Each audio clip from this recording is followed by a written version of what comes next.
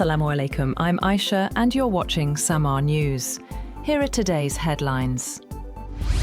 US President Donald Trump has announced that he has agreed to a 2-week ceasefire with Iran. The decision follows diplomatic engagement led by Islamabad, who urged Washington to allow more time for negotiations. Trump said the ceasefire is contingent upon Iran agreeing to the complete, immediate and safe opening of the Strait of Hormuz. In a post on Truth Social, the US president stated that he will suspend planned military strikes against Iran for 2 weeks based on conversations with Prime Minister Shehbaz Sharif and Field Marshal Asim Munir, calling it a double-sided ceasefire. After Trump, Iran's Supreme National Security Council and Foreign Minister Abbas Araghchi also announced that the country has agreed to a 2-week ceasefire.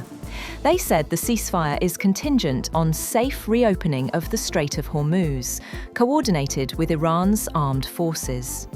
Iran submitted a 10-point proposal to the US through Pakistan, which included commitment to non-aggression by the US, continuation of Iranian control over the Strait of Hormuz, acceptance of Iran's uranium enrichment program, lifting of all primary sanctions imposed by successive US administrations, and withdrawal of US combat forces from the region.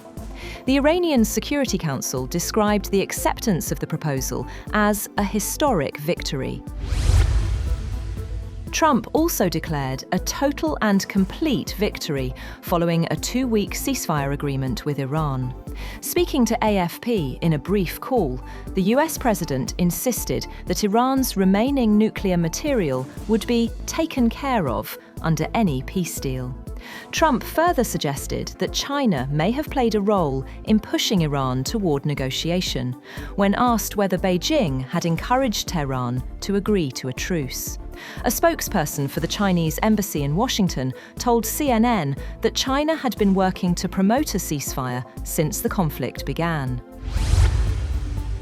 Meanwhile, President Trump has said that the United States will work closely with Iran following what he described as a regime change, as both sides move toward talks on tariffs and sanctions relief. He also warned that any country supplying weapons to Iran would face a 50% tariff on exports to the United States. Trump also said there would be no uranium enrichment, adding that many points in the U.S. proposal have already been agreed.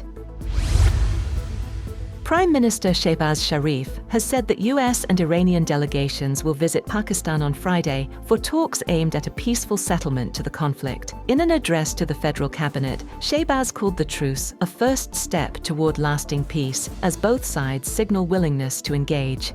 Prime Minister Shehbaz Sharif, on his part as a mediator, announced that both the United States and Iran have agreed to an immediate global ceasefire following Pakistan's diplomatic intervention. In a post on X, Shehbaz Sharif confirmed that the ceasefire is effective immediately and extends to all areas of conflict, including Lebanon and other regions. He invited delegations from both countries to Islamabad on Friday, April 10th, to negotiate a conclusive agreement aimed at settling all disputes and ensuring long-term peace and stability. He hoped the Islamabad talks succeed in achieving sustainable peace, with more good news in coming days. Iranian media has said that Parliament Speaker Mohammad Bakr Kalibaf is to head the Iranian negotiating team for talks in Islamabad with US Vice President J.D. Vance. Iran's Supreme Security Council said the negotiations would begin on Friday. Kalibaf, long seen as a protégé of late Supreme Leader Ayatollah Ali Khamenei and a confidant of his son Mujtaba, who has succeeded to the position of Supreme Leader, has been a leading voice of defiance against Israel and the United States. On the other hand, US Defense Secretary Pete Hegseth says Washington has achieved a decisive military victory over Iran, claiming Tehran's missile program has been functionally destroyed. Speaking alongside Joint Chiefs Chairman General Dan Kane, he said U.S. objectives have been met, but described the ceasefire as a pause with forces ready to resume combat. He also said that the Strait of Hormuz is now open and that American forces will remain in the region to ensure Iran complies with the ceasefire. He said Washington is not going anywhere and expects Tehran to come to the table and make a deal. Moreover, Israel has said that it also supports US President Donald Trump's decision to suspend strikes against Iran for 2 weeks, but said the ceasefire does not include Lebanon. Benjamin Netanyahu's office said Israel backed the US move, provided Tehran immediately opens the straits and stops attacks against the United States, Israel, and countries in the region. Israel also said it supports US efforts to ensure Iran no longer poses a nuclear, missile, or terror threat to US, Israel, and Iran's Arab neighbors. However, Lebanon's Hezbollah has halted fire on northern Israel and on Israeli troops in Lebanon as part of a 2-week US-Iran ceasefire. But a lawmaker from the Iran-aligned group said Israel must also adhere to the truce, or it would collapse. The Israeli military said it was continuing its operations against Hezbollah there, and that the battle in Lebanon continues. 3 Lebanese sources said the group is likely to issue a statement outlining its formal position on the ceasefire and on Netanyahu's assertion that Lebanon is not included.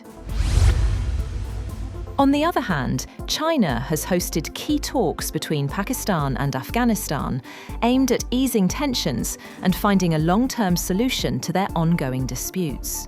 Chinese Foreign Ministry spokesperson Mao Ning said both countries agreed not to take actions that could complicate or escalate the situation. She said Pakistan and Afghanistan agreed to explore a comprehensive solution to the conflict that erupted between the two countries last October. The agreement came during peace talks held in Urumqi, where both sides focused on addressing key issues and identifying possible measures to reduce tensions. And oil has fallen below $100 per barrel after US President Donald Trump said he agreed to a 2-week ceasefire with Iran that was subject to the immediate and safe reopening of the Strait of Hormuz.